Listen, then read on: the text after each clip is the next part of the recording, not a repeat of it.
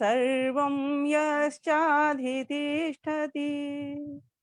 स्वर्यस्य च केवलम् तस्मै ज्येष्ठाय ब्रह्मणे नमः।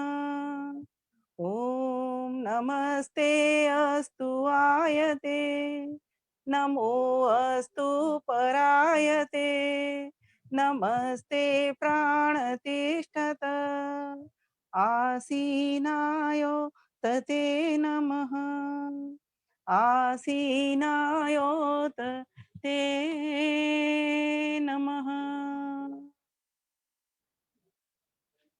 आवाज स्पष्ट है मेरी?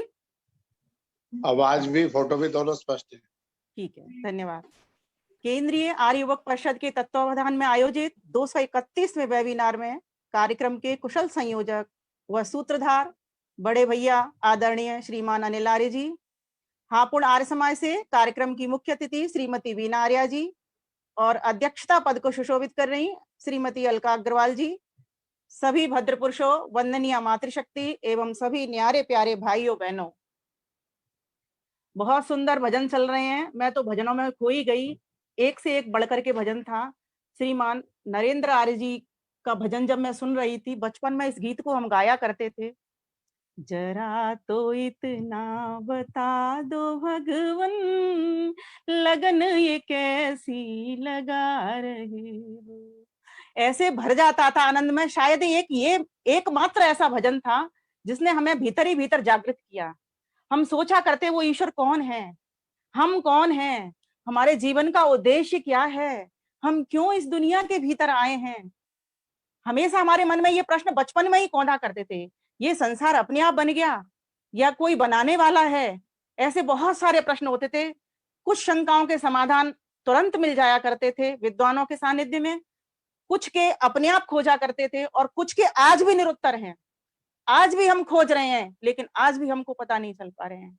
तो आज का जो विषय भैया ने मुझे दिया है, बड़ा ही सुंदर विषय दिया है, संध्या से शांति की ओर, संध्या से आनंद की ओर, संध्या से परम आनंद की ओर, संध्या से मोक्ष की ओर, किसी भी तरह से इसको कह सकते हैं। प्रश्न मन में हो सकता है कि संध्या से कैसे शांति की ओर जा सकते हैं, लेकिन थोड़ा थोड़ा हम सभी समझते हैं कि हाँ, संध्या से हम जा सकते हैं, लेकिन पूरी शांति, बिल्कुल पूरी शांति, 100% गारंटी है इस बात की कि संध्या से हम शांति को प्राप्त कर सकते हैं। सर्वप्रथम हम जानेंगे ये संध्या है क्या।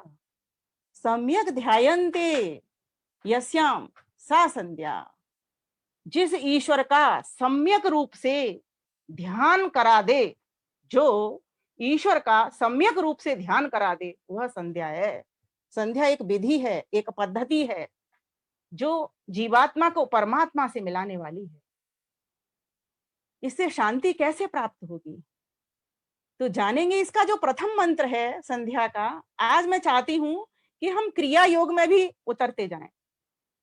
क्रिया योग कहते हैं स्वाध्याय तप ईश्वर प्रधानानि क्रिया योग, जिसमें हम स्वाध्याय करते हैं, अपना स्वयं का चिंतन करते हैं, कुछ सदशास्त्रों का, ग्रंथों का चिंतन करते हैं, ईश्वर का चिंतन करते हैं और जप करते हैं,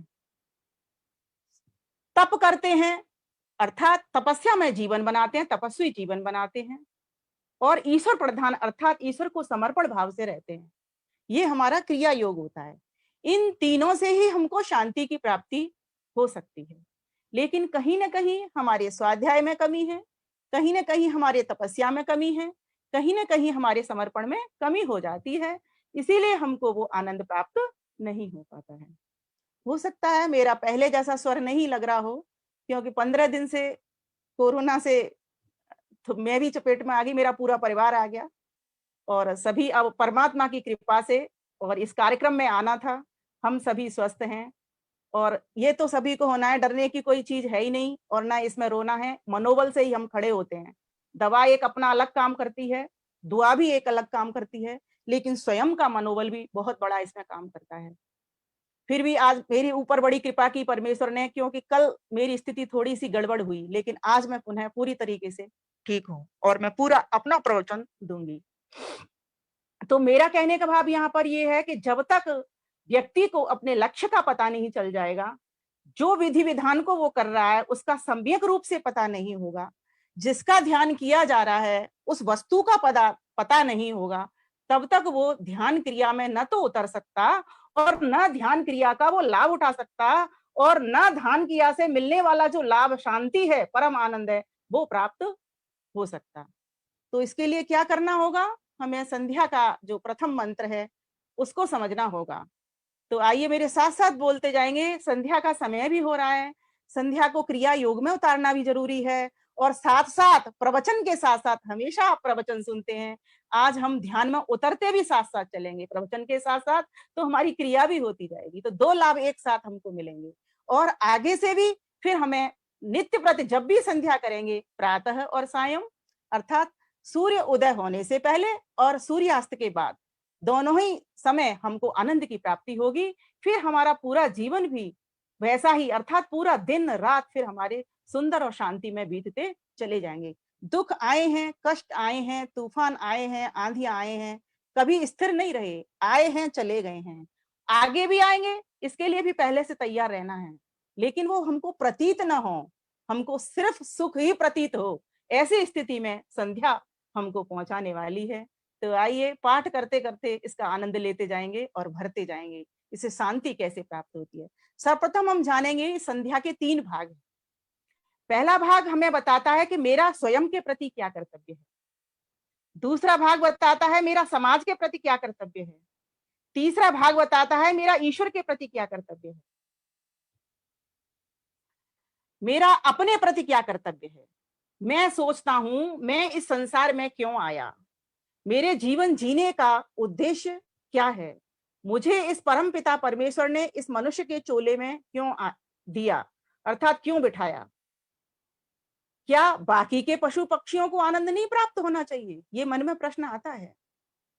होना चाहिए, लेकिन कर्मानुसार वो भोग योनि में भोग रहे हैं, वो नए कर्म नहीं बना सकते। क्या आपने किसी पशु पक्षी को हवन यज्ञ सत्संग करते देखा है, तो उत्तर होगा नहीं, वो कर ही नहीं सकते। क्यों? क्योंकि उनके पास हमारी जैसे मन और बुद्धि निर्णय लेने वाले नहीं है कि क्या ठीक है, क्या ठीक नहीं है, क्या कर्तव्य है, क्या कर्तव्य नहीं है, क्या धर्म है, क्या धर्म नहीं है, क्या क्या हमारा पुण्य कर्म है और क्या हमारा पाप कर्म है। ये सोचने की उनके पास शायद समझ नहीं है। कर्मों के हिसाब से उनको ये चोला मिला है, धीरे धीरे उनके भोग पूरे हो जाएंगे तो उनको भी मनुष्य का जन्म, जब उनके 50% अच्छे कर्म होंगे तो उनको भी मनुष्य का चोला मिल जाएगा। ये तो रही एक अलग बात, लेकिन इससे संबंधित है, इसीलिए इसको बताना आवश्यक। तो मनुष्य जीवन का जो लक्ष्य है वो यही है कि बाकी की गाड़ियों में बैठ करके तो हम ईश्वर को प्राप्त नहीं कर सकते, शांति को प्राप्त नहीं कर सकते, क्योंकि कोई भी प्राणी हंस नहीं सकता, उसके पास न तो वाणी है हंसने की, मीन्स बोलता है, लेकिन हमारी जैसी वाणी नहीं है, ना उसके मसल्स हैं कि वो हंस सके खिलखिला करके, और ना वो इन पानी से, न वाणी से, न पानी से कोई ऐसा पुण्य कर्म कर सकता है।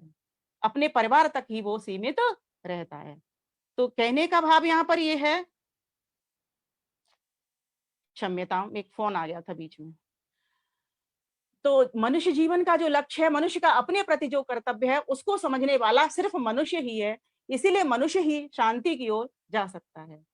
अब हम कैसे जाएं? तो मंत्र का पहला ही जो शब्द है, ओम शन्नो देवीरभिष्टय आपो भवन्तु पीतये संयोरभिस्रवन्तु नः। ओम, हे सर्वरक्षक प्रभु, ये सरल अर्थ। वैसे महर्षि दयानंद सरस्वती ने सत्यात प्रकाश के प्रथम सम्मोल्लास के भीतर इस ओम के 9 शब्दों के अर्थ खोले हुए हैं, 9 तरीके से अर्थ खोले हुए हैं, वो हमने सत्यात प्रकाश के रूप में आप सब तक पहुंचा दिए हैं। अलग अलग तरीके से, भजनों के माध्यम से, काव्यों के माध्यम से, गद्य के माध्यम से, उसको बहुत तरीके से आपको हमारे लेख और कवित्व प्राप्त भी होते रहते हैं। तो आज अधिक उसको न कहते हुए थोड़ा सा ही उसके बारे में वर्णन करूंगी कि जो ओम सर्वरक्षक है वो क्यों सर्वरक्षक हुआ, क्योंकि उसके भीतर आए हुए जो 9 नाम हैं, जिनसे ओम शब्द पूरा पूर्ण हो जाता है, जैसे अग्नि है ना, विराट, विश्व, हिरण्यगर्भ, वायु, तेजस, ईश्वर, आदित्य, प्राज्य, ये उसके भीतर 9 नाम आए हैं।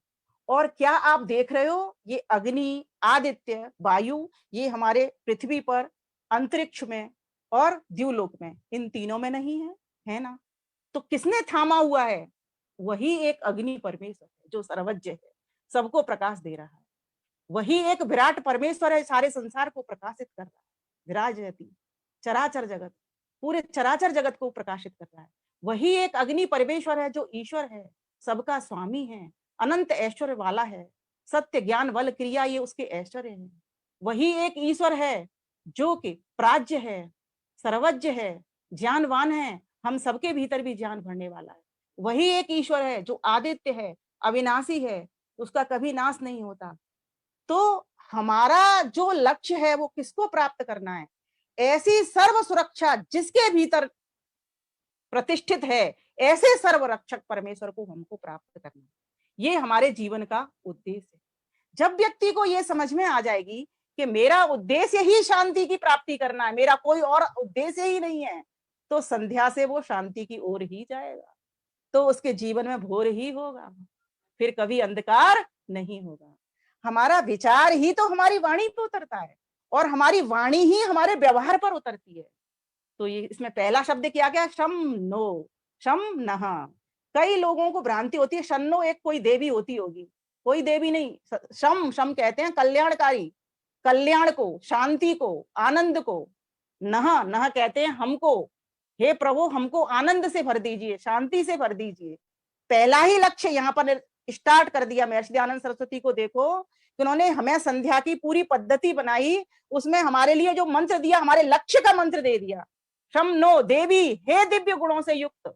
आपह, आपा कहते हैं सर्वव्यापक परमात्मा को, आपा कहते हैं जल को, और जल की समानता परमेश्वर से है। जल शांति प्रद है, रसीला है, परमेश्वर भी शांति प्रद है और रसों का भंडार है। उपनिषदों ने कह दिया उसको रसो वही सह। तो अब प्रश्न ये आते जाते हैं मन में कि जल से और इस परमात्मा से का क्या संबंध था, क्या संगति थी? तो कहा कि उस लक्ष्य को हमारे को सिद्ध कराने वाला वही एकमात्र परमेश्वर है, जिसके स्वयं के पास शांति है, जिसके स्वयं के पास आनंद है। वही परमेश्वर हमारे लक्ष्य को सिद्ध करा सकते। क्यों? क्योंकि दिव्य देवी, वो परमेश्वर देवी है, दिव्य गुणों से युक्त है। उस परमेश्वर को देवता भी कहते हैं, उसको देवी भी कहते हैं। क्योंकि वो परमात्मा ना तो स्त्रीलिंग है, ना पुल्लिंग है, ना नपुंसक लिंग है। वो परमेश्वर, किसी ने पूछा कि परमेश्वर मिस्टर है मिसेज है, क्या है? तो उत्तर आया परमेश्वर ना मिस्टर है ना मिसेज है, परमेश्वर तो एक मिस्ट्री है जिसको कोई खोल नहीं पाया। ऋषि मुनि सब हार गए, तेरा भेद किसी ने न पाया, परमेश्वर तेरी माया। भेद नहीं पाया लेकिन फिर भी उसका आनंद पाया।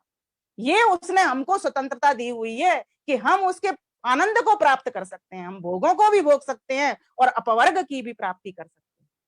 तो कहा कि शमनो देवी अविष्ट है, हे शांति प्रद, हे शांति स्वरूप, हे शांति के दाता, हे शांति के भंडारी परम पिता परमेश्वर, हमारे भीतर शांति को भर दीजिए। हमारा एकमेव उद्देश्य, एकमेव लक्ष्य, आप परमात्मा के आनंद को, आप परमात्मा की शांति को प्राप्त करें। जिस व्यक्ति के भीतर जिस चीज की प्यास होती है वो उसको प्राप्त कर ही लेता है।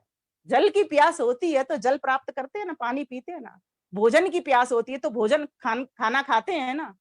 कोई भी वस्तु चाहिए, कपड़ा चाहिए तो उसको ले लेते हैं ना। तो जब मेरे भीतर ये ऐसा विचार आएगा कि हे शांति स्वरूप परमेश्वर, मेरे भीतर शांति भर दीजिए, और आपकी शांति तो चारों ओर पसरी हुई है, मुझे इस बात का बोध करा दीजिए। तो कहा संयो अभिश्रवंत न, मुझे चारों ओर से आपकी शांति प्राप्त हो, मुझे चारों ओर से आपका सुख प्राप्त हो, मुझे चारों ओर से आपका परम आनंद प्राप्त हो। संयो अभिश्रवंत न, अर्थात मेरे बाहर भी शांति हो और मेरे भीतर भी, आंतरिक भी मुझे शांति की प्राप्ति हो। शन्नो देवी अभिष्ट, मुझे इस लोक की भी शांति प्राप्त हो, इस लोक का भी ऐश्वर्य प्राप्त हो। संयो सन्नो देवी अविष्टय आपो भवंतु पीतये, पीतये कहते हैं पूर्णानंद की प्राप्ति। महर्षि दयानंद अर्थ करते हैं मोक्षानंद की प्राप्ति। इस लोक में भी यश कीरति हो, परलोक में भी सदगति मिले, परलोक में भी सदगति मिले। हो नाम अमर जिनसे तेरा, वही कर्म कमा, वही कर्म कमा, जीवन है तेरा अनमोल बड़ा, ना इसको गंवाना, इसको गंवा है एक एक श्वास करोड़ों का, ना देना लुटाना, देना लुटा, जीवन है तेरा अनमोल बड़ा। अब प्रश्न ये आता है, तू इस लोक की भी शांति चाहता है, परलोक की भी शांति चाहता है, तो तुझे मिलेगी कैसे? ऋषियों की शैली हमेशा प्रश्नोत्तर होती है। कुछ हम उस तरीके का प्रयास करते हैं कि बात हमारी जल्दी से आपको पकड़ में आ जाए। तो वो शांति, वो लक्ष्य प्राप्त कैसे होगा? तो आगे क्या कह दिया गया कि क्या करेंगे? इंद्रियों का स्पर्श करेंगे। और क्यों करेंगे? क्योंकि बिना इंद्रियों को छुए, बिना इंद्रियों को जाने, बिना इंद्रियों के कार्य को समझे, बिना इंद्रियों के गुण को समझे, वो तुमको शांति प्राप्त होगी ही नहीं। क्योंकि ये जो गाड़ी मिली है ना, ये मन बुद्धि इंद्रियां मिली है ना, उस शांति को प्राप्त करने के लिए ही मिली है। इसीलिए इंद्रियों को तुमको छूना पड़ेगा, इंद्रियों के पास से गुजरना ही पड़ेगा। साधन को ध्यान देना कोई भी बेकार नहीं होता, साधन सब जरूरी है, महत्वपूर्ण है। ये संसार में भी आना महत्वपूर्ण है, ये शरीर का पाना भी महत्वपूर्ण है। अगर ये मनुष्य का शरीर नहीं मिलता तो आनंद की प्राप्ति भी नहीं होती। तो कहा कि कैसे मिलेगा? तो इंद्रिय स्पर्श करने लगे। ओम वाक वाक, ओम प्राण प्राण, ओम चक्षुश्चक्षु, ओम श्रोत्रम श्रोत्रम, ओम नाभि, ओम हृदयम, ओम कंठः, ओम शिरः, ओम बाहुभ्याम यशो बलम, ओम करतल कर पृष्ठे।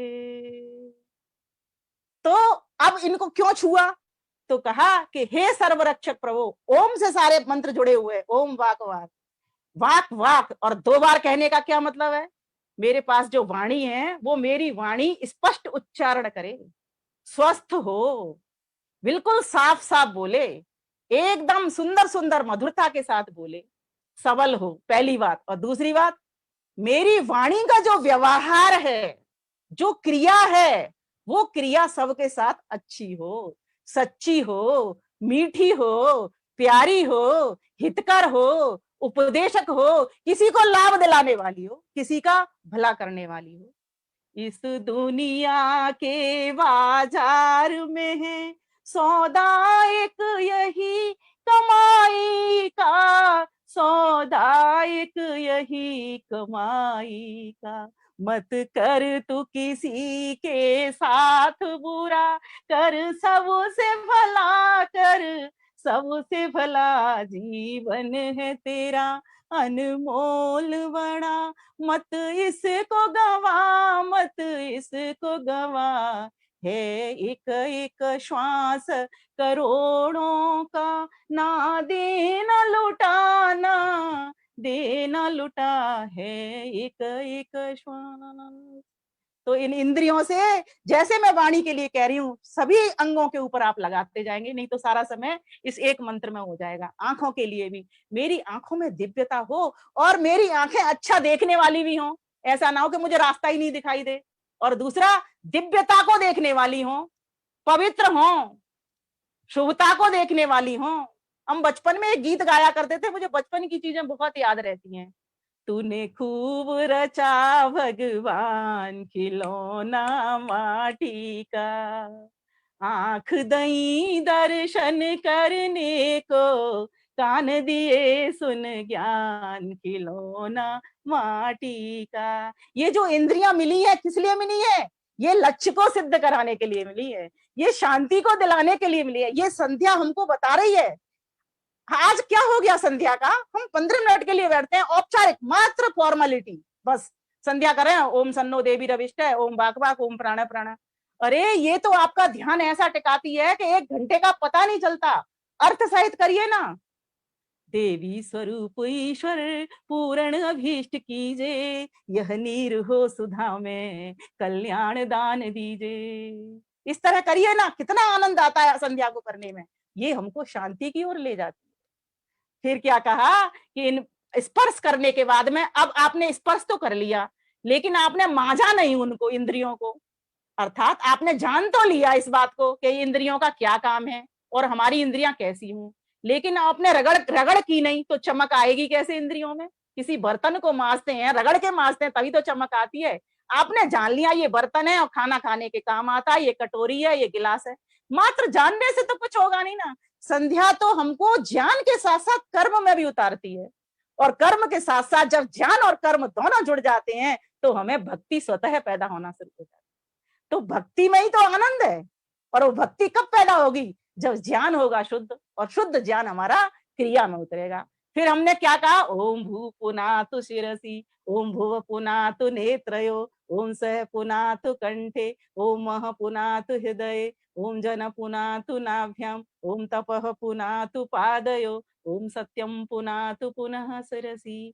अब आपने देखा होगा एक अंतर आया यहाँ पर, ओम के साथ साथ हमने व्याहृतियों को जोड़ा हुआ है इसमें। देखो ईश्वर की वाणी को देखो, व्याहृतियां जुड़ी हुई हैं एक के साथ। ओम भू, पहले में व्याहृतियां नहीं जुड़ी थी। अब क्या कर रहे हैं, मांजते वक्त अब हमने क्या किया, बर्तन को जब मांजा तो साथ में एक पाउडर लिया, पाउडर के साथ में उसको रगड़ा तो अच्छी चमक आ गई। अब ये वही पाउडर है। हे सर्वरक्षक प्रभु, भू पुनातु शिरसी, आप तो भू हो, प्राण देने वाले हो, मुझको जीवन देने वाले हो, तो मुझे तो जीवन दे रहे हो आप, लेकिन मेरा कैसा जीवन है, ये अच्छा जीवन नहीं है, उत्तम जीवन नहीं है।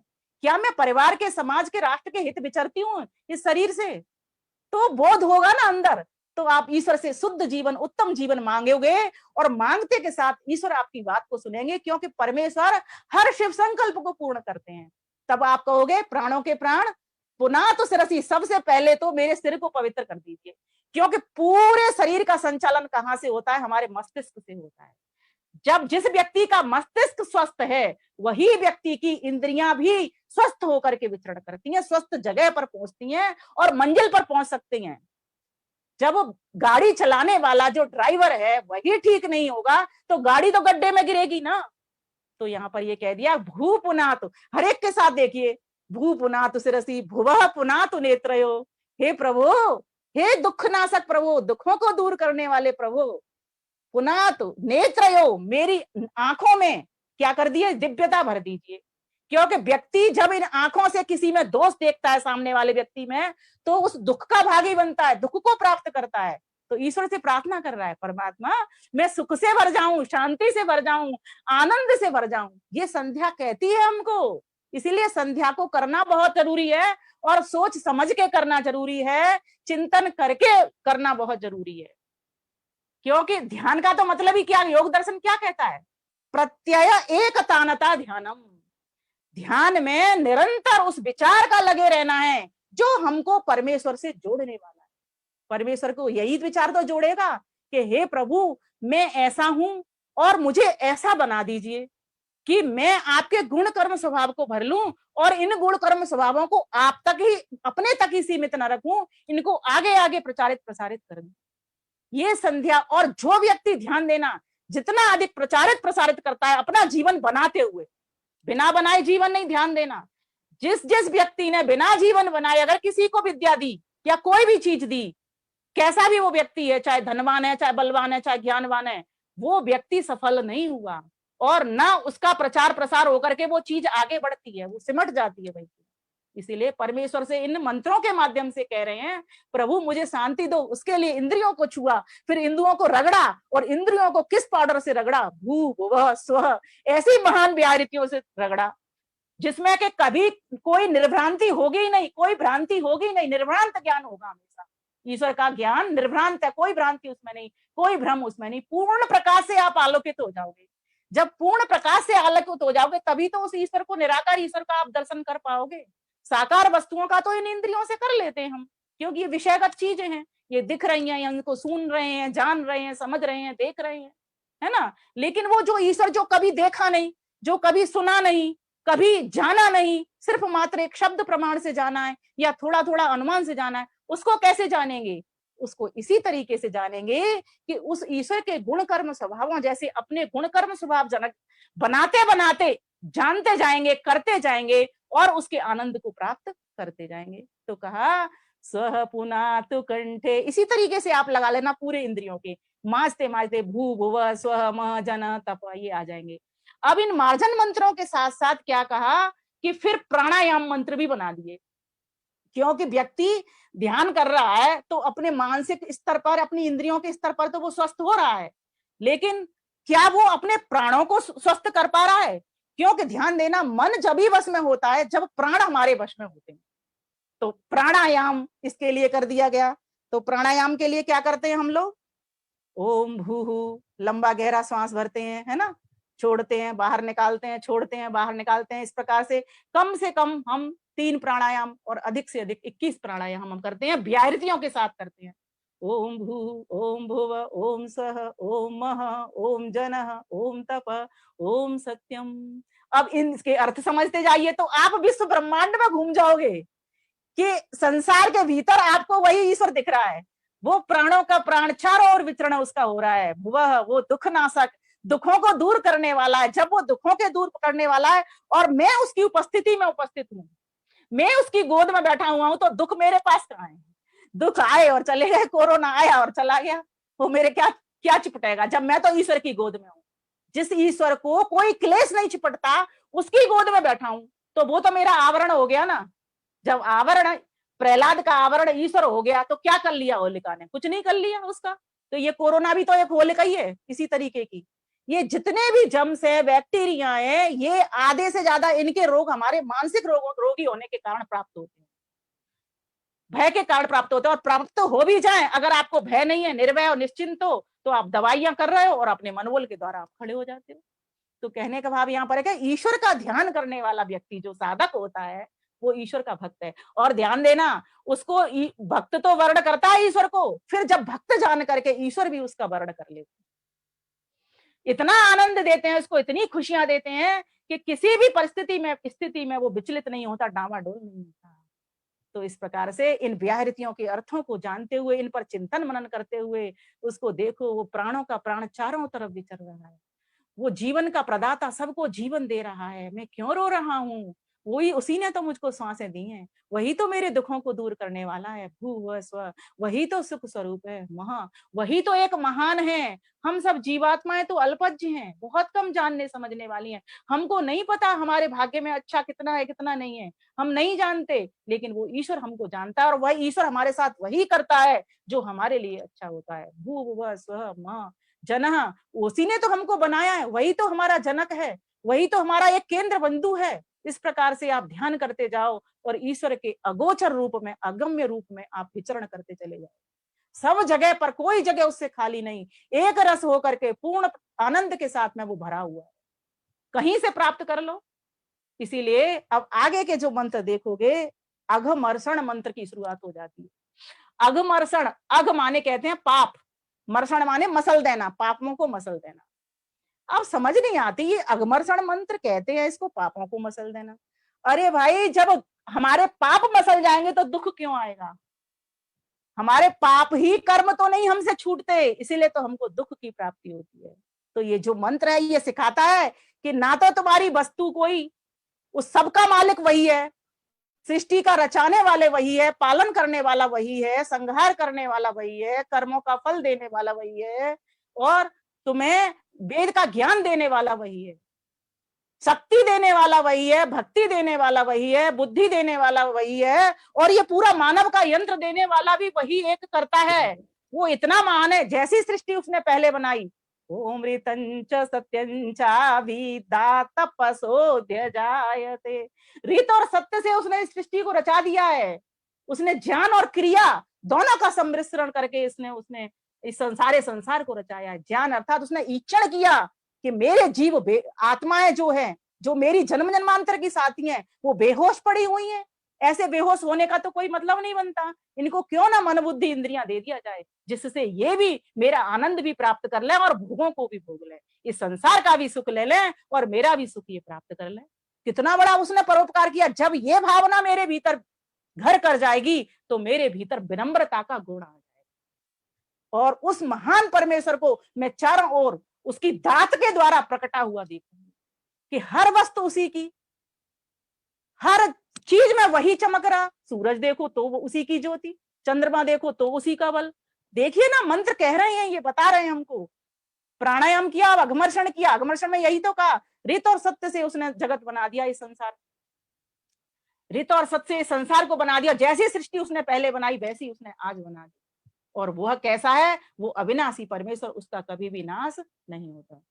तो आगे के मंत्र क्या कहते हैं? अगमर्षण मंत्र के बाद में मनसा परिक्रमा मंत्र।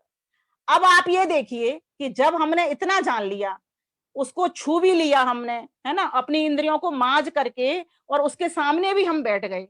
अब हमने क्या करना है? एक पहले बात समझनी होगी, ये हमारा जो शरीर है ना, ये हमारा जो पिंड, ये भगवान का मंदिर है। जैसे पूरा ब्रह्मांड भगवान का मंदिर है, ऐसे ये छोटे छोटे मंदिर है। ये मेरा एक आत्मा का एक मंदिर है। अब इस मंदिर के भीतर क्या करना है? हमको परिक्रमा लगानी है। जैसे हम मंदिर की परिक्रमा लगाते हैं ना, लगाते हैं तो कहते हैं ना, कुछ बोल बोल करके लगाते हैं। कोई हरे कृष्ण का मंत्र बोलता है, जैसी जिसकी बुद्धि है, जैसी जिसका जिसका ज्ञान है, उस तरीके से कोई हरे राम करके लगाता है। और किसी को अगर सही प्रकार से शुद्ध वेद का ज्ञान है तो वो इस तरह से लगाता है, जैसा कि महर्षि दयानंद सरस्वती ने बताया संध्या के समय कि किस तरीके से मन की परिक्रमा लगाओ। मन की परिक्रमा कैसे लगानी है? तो मन के जो मंत्र हैं, मनसा परिक्रमा मंत्र, उसमें 6 मंत्रों में पूरी परिक्रमा है। बड़ी मजेदार परिक्रमा है वो, और उसमें कितना आनंद आता है उसको करते करते। तो उस परिक्रमा के अर्थ वो देखेंगे आप। उन परिक्रमा के जो 6 मंत्र हैं, उनमें एक एक तो दिशा है, और उस दिशा का एक स्वामी है, अधिपति है उस, और एक रक्षक है जो रक्षा कर रहा है, और एक उसका प्रेरणा है। और है वो एक ही भगवान, लेकिन अलग अलग नामों से उसका वर्णन हम कर रहे हैं। देखो परिक्रमा कितनी सुंदर है, आइए लगाते हैं। ओम प्राची दिगग्निरधिपतिरसितो रक्षितादित्या ईशवः, तेभ्यो नमोधिपतिभ्यो नमो, रक्षितृभ्यो नमः, ईशुभ्यो नमः, एभ्यो अस्तु। योऽस्मान् द्वेष्टियं वयं द्विष्मस्तं भोजम्भे दध्मः। परिक्रमा में क्या कह दिया हमने? तो कहा प्राची दिक्, पूरब की दिशा। प्राची कहता है पूरब को, पूरब की दिशा के स्वामी। जब हम संध्या कर रहे होते हैं तो हम एक दिशा की ओर बैठते हैं ना। तो सुबह की जब संध्या करते हैं तो जब जहां सूर्य होता है हम उसी दिशा के सम्मुख मुंह करते हैं, ये हमारा सिद्धांत है। और दूसरी बात, जहां से अनुकूल वायु बह रही हो, महर्षि दयानंद सरस्वती कहते हैं, उसके सामने हम मुंह करके बैठते हैं। तो सुबह के समय हम पूर्व दिशा की ओर, क्योंकि पूरब में सूर्य आता है। और शाम को सूर्यास्त के बाद में जब सूर्य जा रहा होता है तब हम उस दिशा में, पश्चिम दिशा में मुख करके हम संध्या करते हैं। और तीसरी बात, जब आपके पास को ऊंची ऊंची बिल्डिंग हो जाती है, जब कहीं भी आपको सूर्य के भी दर्शन नहीं हो रहे, तो जहां से आपको वायु का आते हुए का अनुभव हो रहा है, सुख की प्राप्ति हो रही है, वहां बैठ करके संध्या कर लेते हैं। तो अब इसमें चक्र जो लगाया जा रहा है, तो पूर्व दिशा की बात है पहले मंत्र में। तो हमारा चेहरा जो जाएगा पूर्व दिशा की, मन भी हमारा पूर्व दिशा की ओर जाएगा। और पूर्व दिशा का संकेत क्या है? कितना सुंदर संकेत है। प्राची दिगग्निरधिपति रसितो, और इसको जो प्राची की जो दिशा है, उसका जो अधिपति है वो अग्नि है। तो अग्नि अग्रणी भवती, प्रकाशमान भवती, है ना, जो प्रकाश दे रहा है, जो आगे आगे जो नेतृत्व कर रहा है। तो सूर्य, देखिए हर वेद मंत्र के 2 प्रकार के अर्थ होते हैं, एक भौतिक अर्थ होता है, एक अभौतिक अर्थ होता है। एक ईश्वर परक अर्थ होता है, एक संसार की वस्तुओं के परक अर्थ होता है। जैसे कि सूरज के परक अब हम अर्थ करने जा रहे हैं, अग्नि के परक अर्थ करते जा रहे हैं। तो कह रहे हैं सूर्य को सामने देख रहे हैं, सूर्य हमको प्रकाश देता है, तेज देता है ना, ताप देता है ना, और हमको रास्ता दिखाता है, हमारे कीटाणुओं को, जम्स को समाप्त करता है। बहुत सारे सूर्य के ऐसे भीतर गुण हैं। और सूर्य के भीतर किसकी अग्नि है? उस अग्नि परमात्मा की अग्नि है। नाम एक अग्नि ईश्वर का भी है, और अग्नि भौतिक पदार्थ का भी नाम है। तो यहाँ पर ये कहा जा रहा है कि हे परम पिता परमेश्वर, आप तो पूर्व दिशा के अधिपति हो, अर्थात स्वामी हो, और आप रक्षक हो। किस तरह से हमारी रक्षा करते हो? असित हो, असित शब्द आया ना, आप बंधन से रहित होकर के हमारी रक्षा करते हो। आप बंधन में नहीं पड़ते, जीवात्मा तो बंधन में पड़ती है, जन्म मरण के चक्र में फंसती है, लेकिन आप तो असित हैं। इसीलिए आप हमें प्रेरणा करते हैं असित बन करके। फिर कहा कि प्रेरणा, ईशवः, ईशवः का अर्थ होता है प्रेरणा। हर 6 मंत्रों के भीतर एक अधिपति है, एक दिशा है, एक उसका अधिपति है, एक उसका रक्षक है, एक इसका प्रेरक है। इतना जान लो। फिर हर एक के शब्दों में भी ये चीजें छुपी हुई हैं। फिर आप देखोगे कि आदित्य, आदित्य इसका ईशव, ईशव कहते हैं इशु को, इशु कहते हैं वाण को, ठीक है। तो ये प्रेरणा स्रोत, ईश्वर कौन है? हमारा प्रेरणा स्रोत। सूर्य कौन है? प्रेरणा स्रोत। तो सूर्य से भी हम लाभ लेने वाले बने, और ईश्वर से भी हम लाभ लेने वाले बने। तो यहाँ पर उपासना किसकी की जा रही है? सूर्य की तो नहीं की जा रही, यहाँ परमात्मा को अग्नि संबोधित किया गया है कि हे पूर्व दिशा के स्वामी, तूने जो पूर्व की दिशा हमारे व्यवहार के लिए बनाई है, ये सूरज हमारे व्यवहार के लिए बनाया है, हे स्वामी हम तेरी शरण में आ गए। हे स्वामी हमें भी बंधनों से रहित कर दीजिए, क्योंकि बंधन में ही तो दुख है, और हम कहाँ जा रहे हैं संध्या से? शांति की ओर जा रहे हैं, अमृत सुख की ओर जा रहे हैं, मोक्षानंद की ओर जा रहे हैं। तो ईश्वर से प्रार्थना करें, हे प्रभु हमको मोक्षानंद की ओर ले चलिए, हमें बंधनों से रहित कर दीजिए। आप तो कैसे हो? आदित्य हो, अविनाशी हो। हूं तो मैं भी अविनाशी, मेरा भी नाश नहीं होता, लेकिन मैं संसार के बंधनों में आकर के अपने अपने अविनाशी स्वरूप को भूल गया हूं। मुझे मेरे अविनाशी स्वरूप का बोध करा दीजिए, मुझे प्रकाशित कर दीजिए। हे अग्नि प्रभु मुझे सूर्य के समान प्रदीप्त कर दीजिए, जिससे मैं आपका वर्ण कर सकूं। कितना सरल अर्थ है। उसी प्रकार से दूसरा मंत्र उठा लो। अब ये परिक्रमा लगाएंगे, अभी पूरब की ओर आए, अब हम दाहिनी की दिशा की ओर ऐसे परिक्रमा लगा रहे हैं। पूरब में थे, फिर अब हम दाहिनी दिशा, ये दक्षिण की दिशा, राइट हैंड। अब हम इधर आ गए, ये कुशलता की दिशा, चतुराई की दिशा, ये दाहिना हाथ हमारा होता है। इस तरह से भी इसका भाव ले सकते हैं। भाव अनेकानेक विद्वानों ने अनेकानेक तरीकों से इनकी मंत्रों की व्याख्या की है, लेकिन हम वो व्याख्या ले रहे हैं जिससे हमें आनंद की प्राप्ति हो। तो हमने कहा कि दक्षिण दिशा का स्वामी कौन है? तो जब मंत्र बोलोगे तो इसमें समय लगेगा बोलते बोलते फिर, और तो इंद्र इसका वो है स्वामी। इंद्र कहते हैं ऐश्वर्यवान को। तो वह उस ईश्वर कैसा है? वो जो पूर्व दिशा में था वही ईश्वर हमारी दक्षिण की दिशा में भी है। कोई ईश्वर बदलता नहीं, उसके नाम बदलते जा रहे हैं उसके गुण कर्म स्वभाव के हिसाब से। तो हे परम पिता परमेश्वर, आप तो इंद्र हो, और इंद्र बन करके क्या करते हो? तिरश्चिराजी, इसमें एक शब्द आएगा जो हमारा रक्षक है, अर्थात कुटिलता से, बुराइयों से, दुर्गुणों से, दुर्व्यसनों से बचाने का जो भाव है वो मेरे भीतर भर दीजिए। काम क्रोध मद मोह लोभ, जैसे जो उल्लू आदि पक्षियों के गुण बताए हैं ना, उलूक या तुम, सुसुलूक या तुम, जय स्वयात्म, गृद्ध या तुम, सुपर्ण या तुम, दृशदेव प्रमीण, ये जो एक अथर्ववेद के भीतर मंत्र आता है, वो मेरे भीतर शत्रु मुझे खाए चले जा रहे हैं, उनको मर्यादित कर दीजिए प्रभु, इनसे मुझे बचा दीजिए, क्योंकि ये कुटिल चाल वाले जो भेदी हैं ये मुझे बहुत परेशान करते हैं, मुझे पाप में धसाते रहते हैं, पुण्य कर्म की ओर ले जाने ही नहीं देते। और ध्यान देना, पाप कर्म दुख का हेतु है, और जो पुण्य कर्म है वो सुख का, शांति का हेतु है। ये संध्या हमें शांति की ओर ले जाती है। तो कहा आगे, अब पितर, अब इसका जो प्रेरक है, जो वाण है, वो कौन है? पितर। तो जो पूर्वज लोग हैं, ज्ञानी लोग हैं, विद्वान लोग हैं, साइंटिस्ट लोग हैं, जिनसे हमको नित्य नित्य ज्ञान प्राप्त होता है, धन प्राप्त होता है, बल प्राप्त होता है, ऐसे भौतिक रूप से अर्थ करेंगे तो ऐसे लोगों की संगति करें, अन्यथा वो परमात्मा तो हमारा पितर है ही। हिरण्यगर्भ समवर्तताग्रे, वही समवर्तताग्रे भूतस्य जाता पति एक आसी, सदा धार पृथ्वी द्यामुते माम, उसी के ऊपर ये पृथ्वी द्युलोक अंतरिक्ष खड़े हैं। कसमई देवाय हविषा विदेम, उस सुख स्वरूप परमेश्वर की मैं योगाभ्यास द्वारा, तप के द्वारा विशेष भक्ति किया करूं। और वो विशेष भक्ति कैसे होगी? इसी तरीके से संध्या करते हुए।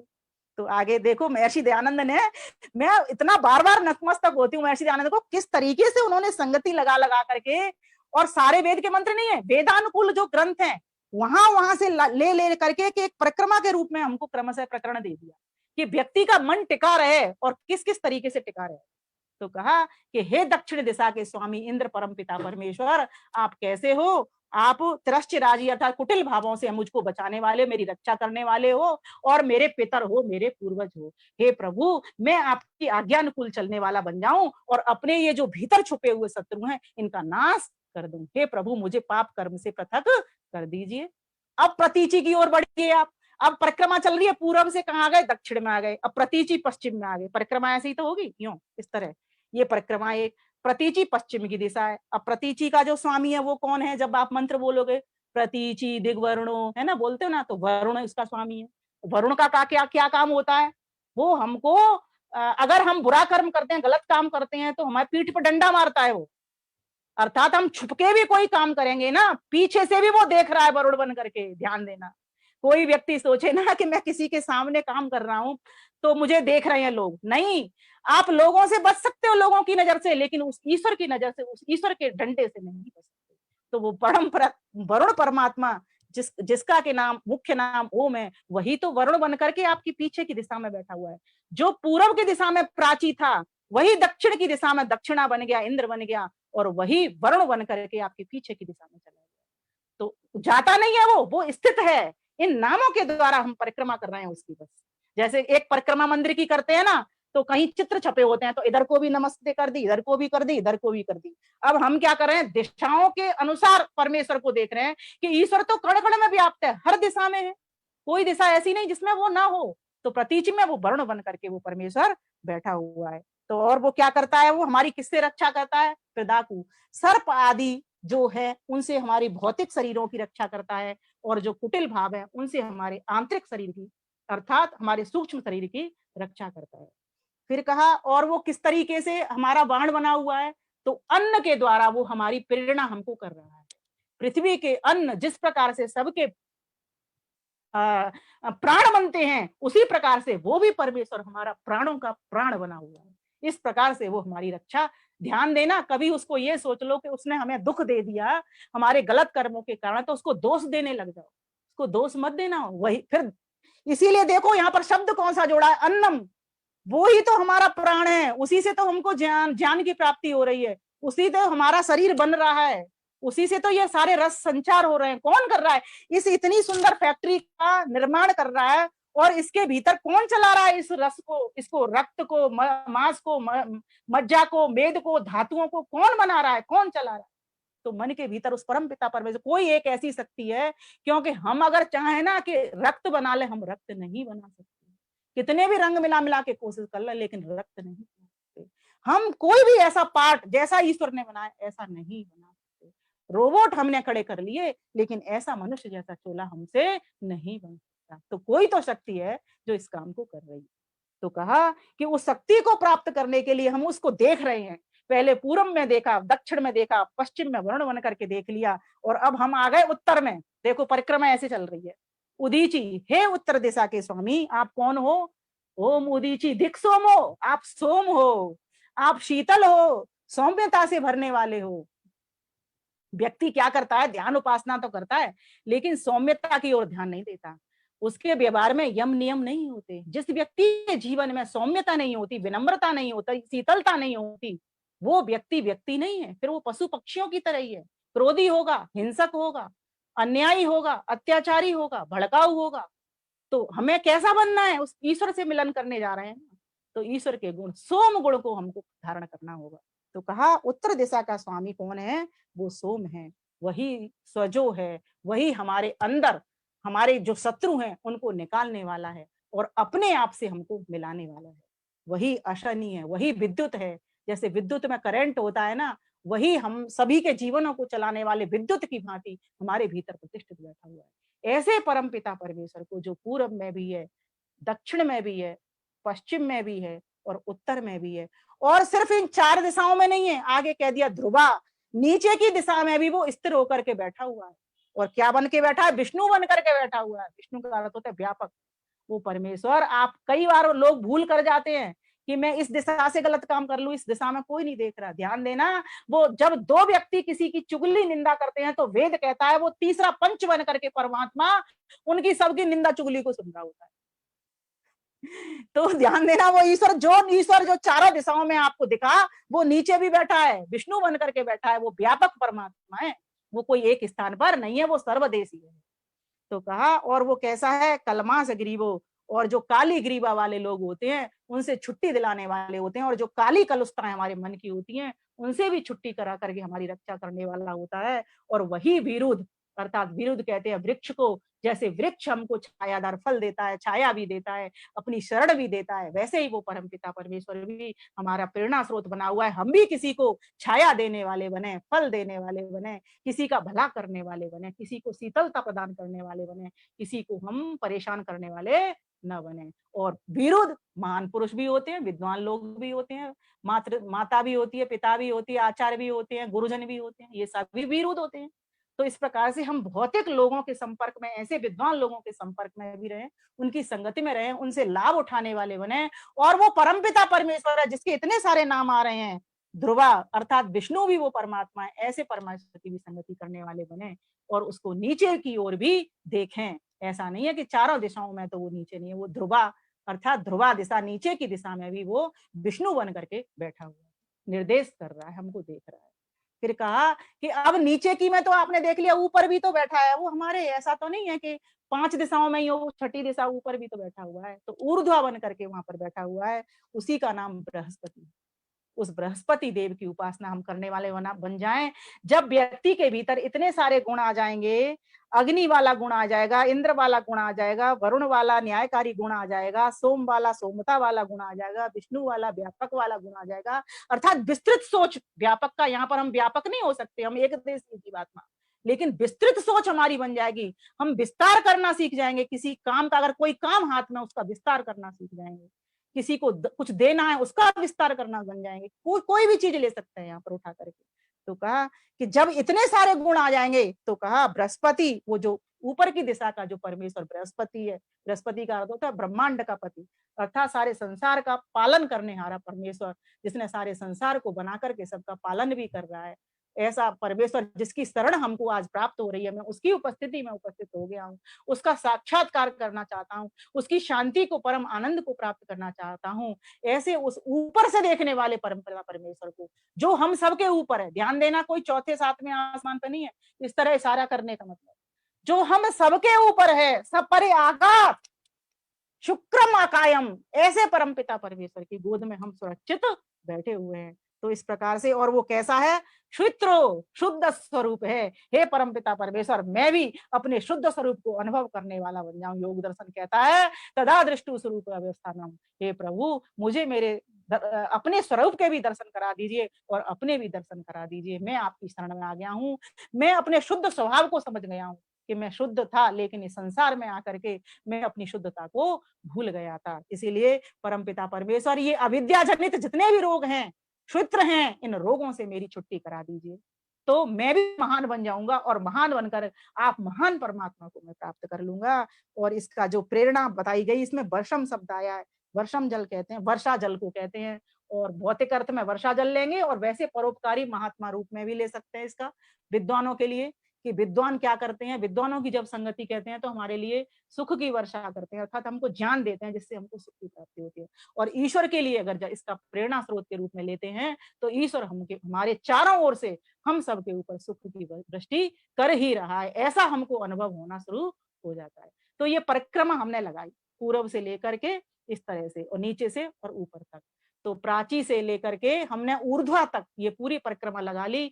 परिक्रमा लगा करके जो एक खुशी मिलती है, जैसे मंदिर की परिक्रमा लगाते मन में एक संतोष आ जाता है, ऐसे ये मन में संतोष आ जाता है कि मैं उसकी गोद में अब उस शक्ति को निहार रहा हूं। अब आगे चलते हैं उपस्थान मंत्र की ओर। उपस्थान मंत्र में क्या होगा कि जब हमने उसको चारों ओर देख लिया, तो अब हम उससे कुछ कहेंगे, अपनी बात करेंगे।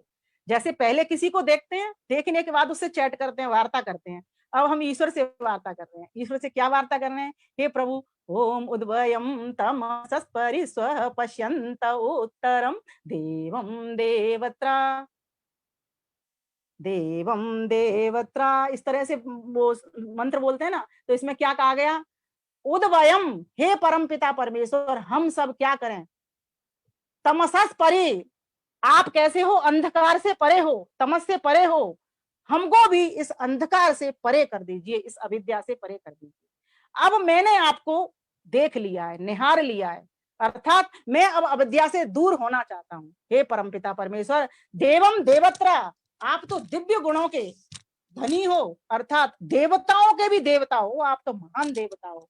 हे प्रभु, आप मुझे ले जा सकते हो, देवम देवत्रा, हे परमपिता परमेश्वर, मुझे अपनी ओर ले चलिए। फिर उपस्थान मंत्र के बाद में एक मंत्र और आता है जिसमें हम अनुमान करते हैं, जैसे कि ओम उदुत्यम जात वेदसम देवम वहन्ति केतवः दृशे विश्वाय सूर्यम।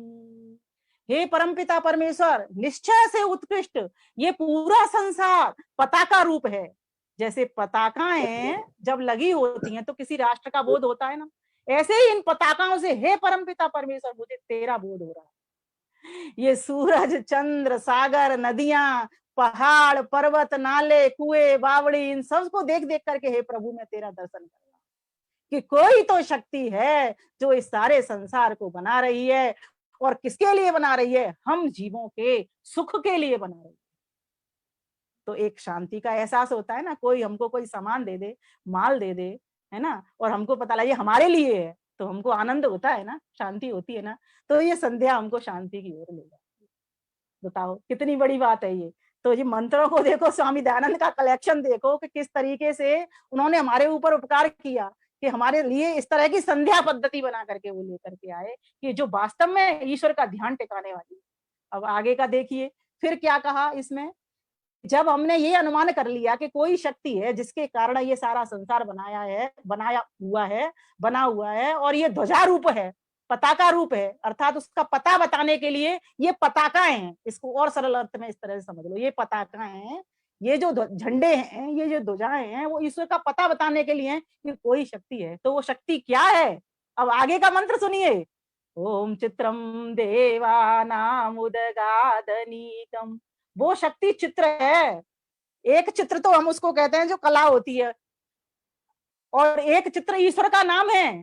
चित्र माने अद्भुत, अनूप, ऐसा वो परमपिता परमेश्वर है। ये जो सूरज चांद तुम देख रहे हो ना, अग्नि जल वायु, इसका पूरा मंत्र जब आप बोलोगे, चित्रम देवानाम उदगादनीकम अनीकम, ये सबके भीतर जो बल है उस परमपिता परमेश्वर का ही बल है, उसके कारण से ही ये सारी वस्तुएं हैं। ये इसका अर्थ है। सूर्य आत्मा, वह परमेश्वर कैसा है?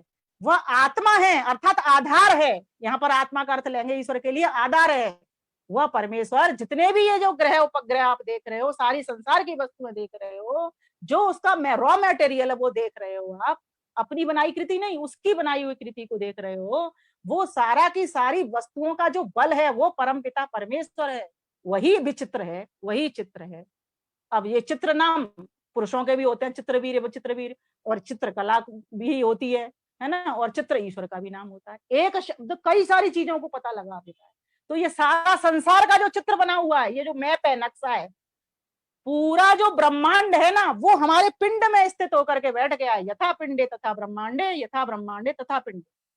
ये एक मैप की तरह, ये पूरा पिंड हमारा एक मैप है इस पूरे ब्रह्मांड का। आप यजुर्वेद का जब 31वां अध्याय देखोगे, पढ़ोगे, तो आपको ये पूरा वर्णन वहां पर मिल जाएगा। यसे भूमि प्रमा करके पूरा की पूरा वर्णन मिल जाएगा। ये आज का विषय नहीं है, फिर अगली बार लूंगी इस विषय को। लेकिन समझने की बात ये है कि अब हम संध्या के अंत की ओर जा रहे हैं। अब हमने दर्शन कर लिया, निहार लिया सभी दिशाओं में उस परमेश्वर को, और उसको जान लिया कि वही उसी का ही बल है सबके भीतर। तब हम उससे क्या प्रार्थना करते हैं? तो अगले मंत्र में उससे प्रार्थना करते थे, प्रभु आप तो चित्र हो, विचित्र हो, आपकी ही सारी शक्तियां चारों ओर पसर रही हैं, ये चारों ओर, और इनसे हमको लाभ मिल रहा है, सुख मिल रहा है, शांति मिल रही है। हे प्रभु, अब मैं आपको 100 वर्ष, मुझे इतनी लंबी आयु दे देना कि 100 वर्ष तक देखता रहूं, 100 वर्ष तक सुनता रहूं, 100 वर्ष तक बोलता रहूं, स्पष्ट उच्चारण के साथ बोलता रहूं, ना तो मेरी वाणी में कमी आए, बोलने में कमी आए, और ना मैं कोई उल्टा सीधा अपशब्द इससे बोल पाऊं। अगर बोलूं तो हितकर ही बोलूं, प्रेम युक्त वाणी ही बोलूं, सत्य वाणी ही बोलूं, और श्रुति में आपकी वाणी ही बोलूं, वेद की वाणी से मैं उच्चारित करूं। तो इसके लिए प्रभु मुझे लंबी आयु दे देना, और सिर्फ 100 साल तक ही मेरे अंग प्रत्यंग सुस्त न रहे। भूयश्च सरदा सदा, जब अंतिम पैरा पे आप जाओगे, ओम तच्चक्षुर्देव हितम, हे प्रभु आप चक्षु हो, दृष्टा हो, आप हमको देख रहे हो, जान रहे हो, सुन रहे हो। मैं आपकी शरण में आ गया हूँ, आपकी उपस्थिति में मैं उपस्थित हो गया हूँ, मुझे अब आप अपना दर्शन करा रहे हो। लेकिन ये दर्शन सिर्फ थोड़ी समय के लिए ना हो प्रभु, ये दर्शन तो मेरा लंबे काल तक हो, भूयश्च सरदय सता तक हो, खूब लंबी मुझे देना है। त्रायोसम जगदग्ने कश्यपस्य त्रायोसम, 300 वर्ष से भी अधिक, जैसे ऋषि मुनि जीते थे, ऐसी मुझे स्वस्थ आयु देना हे प्रभु। और स्वस्थ आयु वही आयु है, ध्यान देना। मतलब ये नहीं है यहाँ पर 300 वर्ष से कि आप 300 वर्ष भी जी गए, वैसे तो कोई जीता नहीं है, पर मैं एक बात बता रही हूँ कि जी भी गए और बिना मतलब के जी गए, पशुओं की तरह जी गए। महर्षि दयानंद सरस्वती की कितनी कम आयु थी, स्वामी विवेकानंद की कितनी आयु थी, बहुत कम कम आयु गए। वीर हकीकत राय की कितनी आयु थी, उसको ही ले लो, चलो आप छोड़ दो सबको, लेकिन कितना उत्तम होकर के जी गए। लेकिन यहाँ तो प्रार्थना और हो रही है, यहाँ तो कह रहे हैं कि मैं स्वस्थ होकर के जीऊं, उत्तम कर्म करते हुए जीऊं, तुमको देखता हुआ जीऊं। हे चक्षु परमात्मा, हे दृष्टा परमात्मा, मेरे भीतर भी वो दिव्य शक्ति भर दीजिए, मुझे भी वो लंबी आयु दे दीजिए कि मैं जब तक जीऊं, जितनी भी श्वासें लूं, प्रभु तुझसे जोड़ करके ही श्वासें लूं, जो भी कर्म करूं वो तुझसे जोड़ करके ही परमपिता परमेश्वर में करूं। तो हे प्रभु, अब आगे का मंत्र देखिए कितना सुंदर कहता है कि मैं ऐसा बन जाऊं तो प्रभु इसके लिए क्या चाहिए मुझे, इसके लिए मुझे बुद्धि चाहिए। तो गायत्री मंत्र को उतार दिया। ओम भूर्भुवः स्वः, हे प्राणों के प्राण दुखनाशक सुख स्वरूप परमेश्वर, तत्सवितुर्वरेण्यम, हे सविता देव सकल जगत के उत्पत्ति करता, प्रेरक और प्रकाश करता प्रभु, वरेण्यम आपको वर्ण कर लूं मैं। और फिर क्या कहा, भर्गो देवस्य धीमहि, वो वर्ण करके क्या होगा, अपनी अविद्या को नष्ट कर दूंगा और आपके विशुद्ध तेज को भर लूंगा। इसके लिए मुझे चाहिए क्या, इसके लिए कहा धियो यो न प्रचोदयात्, मुझे सद्बुद्धि चाहिए। और प्रभु वो आप दे सकते हो। अब मैं आपको के पास आ गया, मैंने आपको देख लिया, मैंने आपको पकड़ लिया, मैंने आपको छू लिया। अब मैं आपको यहाँ से खिसकने नहीं दूंगा। वैसे तो आप खिसक नहीं सकते क्योंकि सभी दिशाओं में मैंने आपको देख लिया, पीछे भी आप थे, आगे भी आप हो, इधर भी आप हो। आप खिसकोगे, जाओगे कहाँ? और मैं भी नहीं खिसकूंगा आपकी गोद में से, ये मैंने पक्का कर लिया है। और कब तक नहीं खिसकूंगा, 100 वर्ष से भी अधिक साल तक मैं लंबी उम्र आपसे अब मांग लिया, आपसे वादा करवा लिया है मैंने। इसके लिए बस मुझे सद्बुद्धि दे दो, जिससे मैं इस लक्ष्य को, जो मैंने लक्ष्य लिया था प्रथम मंत्र से और अंतिम मंत्र पे मैं आ गया हूं, इसको मैं पूरा कर सकूं। तो गायत्री मंत्र के बाद फिर क्या कहा, फिर समर्पण मंत्र दे दिया। अब समर्पण में मैं समर्पण करता हूँ प्रभु। अब आपसे मैंने बुद्धि भी पाली, लक्ष्य को प्राप्त करने के लिए आपने मैंने आपको निहार भी लिया चारों ओर। अब मैं आपके सामने समर्पण करता हूँ। हे ईश्वर दयानिधि, भवत कृपयानेन जपोपासनादि कर्मणा धर्मार्थ काम मोक्षाणाम सद्य सिद्धिर्भवेन्न। हे परमपिता परमेश्वर, हे दयालु परमात्मा, हे दयानिधि, हे जगन नियंता परमपिता परमेश्वर, हम सब पर सुखों की वर्षा करने वाले परमपिता परमेश्वर, एक कृपा और कर दीजिए। भगवत कृपया ने, आपकी कृपा के द्वारा जपोपासना, जप उपासना के माध्यम से अर्थात संध्या करता हुआ धर्मार्थ का मोक्षणाम, धर्म युक्त अर्थ कमाता हुआ या अर्थ अर्थात उद्देश्य की प्राप्ति करता हुआ, सुंदर कामनाओं में विचरण करता हुआ और आप मोक्ष की प्राप्ति कर सकूं, यह मेरी बात को सिद्ध कर देना, सफल कर देना। इसके लिए अब मैं क्या करता हूं, अब महर्षि दयानंद को देखिए। हे प्रभु, मैं नमस्कार करता हूं। ओम नमः शंभवाय च मयो भवाय च, नमः शंकराय च मयस्कराय च, नमः शिवाय च शिवतराय च। हे परमपिता परमेश्वर, मैं आपकी गोद में उपस्थित हो गया हूँ। मैंने आपको सभी दिशाओं में निहार लिया है। हे प्रभु, अब मैं आपको, आपने मुझे वादा भी कर दिया है कि मैं अपनी गोद से तुमको नहीं खिसकाऊंगा। मैंने आपको वर्ण किया, मैंने आपको अब चारों ओर देख लिया है, चारों ओर से आपको पकड़ लिया है।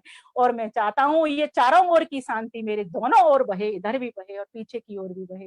हे परम पिता परमेश्वर, सब ओर से मुझको सुख प्राप्ति हो, मुझे इस संसार का भी सुख प्राप्त हो और मुझे परलोक का भी सुख प्राप्त हो। मैंने आपका वर्ण कर लिया, इसके लिए मैं आपके सभी स्वरूपों को नमन करता हूँ। अब स्वरूप देखिए, इस मंत्र के भीतर ईश्वर की वाणी है ये, इसमें स्वरूप देखिए। ओम नमः शंभवाय च, परमेश्वर शम अर्थात शांत स्वरूप है। हम गंगा जल के पास जाकर के ही गंगा का नीर पी सकते हैं, तो वो शांत स्वरूप चारों ओर है, उसकी शांति हमको प्राप्त होगी, वो शांत स्वरूप है। शम भवाय च, मयो भवाय च, वो सुख स्वरूप है। फिर आगे कह दिया शम कराए, और सिर्फ वो अपने लिए नहीं है, वो प्रदात्री भी है। शम कराए, जो भवाए है वही कराए है, वही हमको शांति करने वाला है, देने वाला है, भरने वाला है। वही हमको जो सुख स्वरूप है वही हमारे भीतर शम सम कराए, मयो भव कराए, अर्थात वही हमें हम सुख भी हमारे भीतर भरने वाला है। जो जैसा है वो वैसा ही चीज सामान हमको देने वाला है। तो हे प्रभु, आप सुख स्वरूप है और शांत स्वरूप हो, मेरे भीतर भी सुख को, शांति को भरने वाले आप ही हो। मैंने आपको पा लिया है, मैंने आपको देख लिया है, मैंने आपको जान लिया है। अब तक तो आपने मुझको जाना, देखा, सुना था, जान रहे हो, देख रहे हो, सुन रहे हो, लेकिन प्रभु आज मैंने, आज संध्या के माध्यम से आपको जान लिया, देख लिया, सुन लिया। हे प्रभु, आप कैसे हो फिर? शिवाय, हम सभी का कल्याण करने वाले हो, कल्याण स्वरूप हो। शिवाय च, शिव तराय च, और हम सभी कल्याण स्वरूप तो हो ही, हम सभी का कल्याण भी आप करने वाले हो। हे प्रभु, आप शांति से भरने वाले हो, सुख से भरने वाले हो, हम सभी का कल्याण करने वाले। ऐसे आपके स्वरूप को, आनंदमय स्वरूप को, महानंद परमानंद स्वरूप को मैं धारण करता हूँ और आपको कोटि कोटि नमन करता हूँ, कोटि कोटि नमन करता हूँ। इति ओम। इस प्रकार से ये 50 मिनट की हमारी संध्या बहुत शॉर्ट तरीके से कही है। जब हम करने बैठते हैं तो मुझे तो इसमें सवा घंटा भी लग जाता है, कई कई बार 1.5 घंटा भी बीत जाता है, क्योंकि और भी बहुत सारे हृदय के उद्गार जब करते वक्त में प्रकट होते चले जाते हैं। तो आइए एक छोटे से गीत के साथ मैं अपनी वाणी को विराम देती हूँ, जो मेरा स्वरचित है। ऐसी हमको कर लगन प्रभु, पावे तेरा प्यार है। ऐसी हमको कर लगन प्रभु, पावे तेरा प्यार है। तू ही बंधु मीत सबका, तू ही जग परिवार है अनूप अरूप सुंदर, सब जगत छाया तेरी। कौन सी वो डाल है जिस पर हो पंछी तू नहीं, कौन सी वो डाल है जिस पर हो पंछी तू नहीं। हर पुष्प में तू खिल रहा बन करके खुशबूदार है। तू ही बंधु मीत सबका, तू ही जग परिवार है। हर भूत में वर्तमान में भविष्य काल भी ते नहीं। क्षण प्रहर दिन रात सब में किसी काल में बीते नहीं। क्षण प्रहर दिन रात सब में किसी काल में बीते नहीं। ज्योतिवन झिलमिल रहा रवि शशि जो शुभ्र उदार है। ऐसी हमको कर लगन प्रभु, पावे तेरा प्यार है। हर जान में भी जान में हर मान, हर सम्मान में प्रेम में हर त्याग में करूं ना दया और दान में। तू कहाँ मिलेगा, कैसे मिलेगा? हर प्रेम में हर त्याग में करूं ना दया और दान में। संबंध में हर मिल रहा क्या गजब रिश्तेदार है। किसी भी एक रिश्ते से एक संबंध होता है, अगर कोई बुआ लगती है तो बुआ ही लगती है, लेकिन यहाँ तो परमेश्वर तू बुआ भी है, माता भी है, पिता भी है, चाची भी है, ताई भी है, ताऊ भी है, चाचा भी है, सारे रिश्ते नाते तुझसे लग जाते। तू गुरु भी है, तू राजा भी है, सारे संबंध तुझसे है। तू आचार्य भी है, तू माता, बंधु, सखा, भ्राता, जितने भी रिश्ते हो सकते हैं वो सारे के सारे रिश्ते तुझसे। कैसा गजब रिश्तेदार है प्रभु तू। दो हमें शक्ति और भक्ति, बुद्धि में अनुभव रहे। है नहीं तू दूर हमसे, हर श्वास भी तुझको गहे। कर दो बस इतना विमल मन, देखे तब दीदार है। कर दो बस इतना विमल मन, देखें तब दीदार है। तू ही बंधु मीत सबका, तू ही जग परिवार है। ऐसी हमको कर लगन प्रभु, पावे तेरा प्यार है, पावे तेरा प्यार है। आप सभी को नमस्कार, नमस्ते। बहुत बहुत धन्यवाद दर्शनाचार्य विमलेश बंसल जी। किसी ने कोई प्रश्न पूछना हो तो पूछ सकते हैं। अति विलक्षण, अति विलक्षण, बहुत प्यारी संध्या कराई। बहुत धन्यवाद विमलेश जी, बहुत बहुत धन्यवाद। बगलौर से आशीर्वाद दे रही है, धन्यवाद। बहुत बढ़िया प्रवचन, बहुत। बहन जी, ये जो मनसा परिक्रमा मंत्र का जो आखिर में सब 6 मंत्रों में आया है, वो पार्ट का जरा बता देते। कौन सा?